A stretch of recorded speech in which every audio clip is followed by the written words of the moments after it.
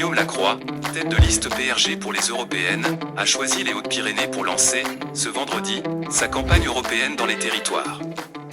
Il plaide pour une gauche de gouvernement rassemblée et une Europe qui fonctionne.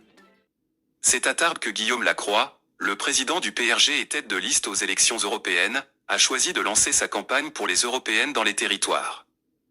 Il a fait le tour du salon de l'agriculture au parc des Expos où, accompagné par Janine Dubié et Laurent Lage, président du PRG 65, il a pu rencontrer des agriculteurs et des élus du territoire dont Michel Pellieu, président du conseil départemental. Heureux d'être à Tarbes, Guillaume Lacroix plaide pour une Europe resserrée qui fonctionne. La campagne des européennes démarre dans un contexte international tendu. La situation en Ukraine, qui se tend, va encore avoir des répercussions économiques et politiques sur notre pays. La Russie n'est pas l'ami de l'Ukraine, mais la Russie n'est pas l'ami de la France non plus, même si en France plusieurs partis politiques se comportent comme des amis de la Russie, ce qui est un comble. La situation politique en France est également tendue. On est dans une situation particulière. On sent un raidissement très fort et la montée des extrêmes. Je suis un élu de terrain, et ça fait longtemps que je vois arriver cette vague de raidissement et d'extrémisme. On ne va pas s'y résoudre. Où en est la gauche dans ces élections ? Il faut se battre politiquement. Ce n'est pas simple. La NUP s'est complètement autodétruite. On vit un moment où la gauche fait presque la démonstration de son inutilité. Moi je veux sortir de l'inutilité de la gauche. Aujourd'hui on aurait besoin que la gauche de gouvernement se rassemble. Olivier Faure le refuse, Raphaël Glucksmann qui l'avait promis ne le fait pas.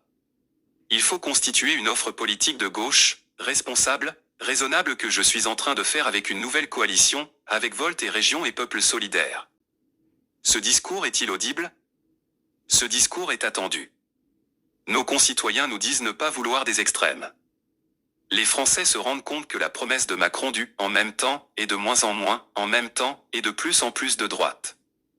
Il y a une envie d'entendre parler d'une gauche qui n'a rien abandonné de ses colères sur les injustices, la nécessité d'équité sociale, le besoin de travailler sur le pouvoir d'achat, une gauche qui est suffisamment responsable pour gouverner. Vous êtes au salon de l'agriculture de Tarbes. Qu'en est-il de l'agriculture dans ces élections ? L'Europe a souvent bon dos quand ça ne va pas. Sans la PAC, depuis quelques décennies, ça aurait été plus difficile. De là à dire que la PAC est un outil formidable, c'est non. Il n'y a pas de politique agricole commune en Europe. Il y a l'addition de 27 politiques nationales dans une politique agricole dite commune. On a besoin d'une PAC nouvelle qui réponde notamment aux questions de rémunération du travail. Dans notre programme, on se battra sur les prix planchers au niveau européen, et on veut se battre pour la régionalisation de la PAC. Après Tarbes, vous allez à Blagnac. L'aéronautique avec Airbus, c'est l'Europe qui réussit ? C'est un modèle de réussite européenne. Nous devons nous inspirer de l'aéronautique pour développer de nouvelles réponses de protection notamment en matière de production de médicaments. On ne peut pas continuer d'être dans un pays où on ne trouve même plus de Doliprane ou d'amoxicilline quand les gamins ont un peu de fièvre. Ce n'est pas supportable. Il faut avoir la même réflexion dans l'énergie. Ces modèles de coopération à l'échelon européen pour développer des activités complémentaires pour qu'elles soient florissantes sont nécessaires. Il y a un euroscepticisme ambiant ? L'Europe donne l'impression d'être toujours très loin, très technocratique et de mettre du temps à répondre. Il faut une Europe réactive. Et pour ça il faut changer de modèle. On ne peut pas continuer avec un mammouth à 27. Il faut un cœur fédéral à l'Europe, avec les pays fondateurs, qui fonctionne rapidement, avec agilité. Et que l'espace à 27 soit un espace de coopération, de démocratie, de construction agricole. Il nous faut une Europe à 2 vitesses. On ne peut pas continuer à attendre que M. Orban ou la Pologne nous disent oui. C'est une révolution que vous appelez ? Si on ne fait pas la révolution, on fait tomber l'Europe.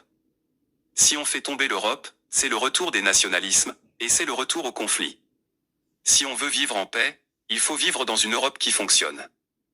Or aujourd'hui, l'Europe ne fait pas la démonstration dans le quotidien des gens qu'elle fonctionne. Au contraire.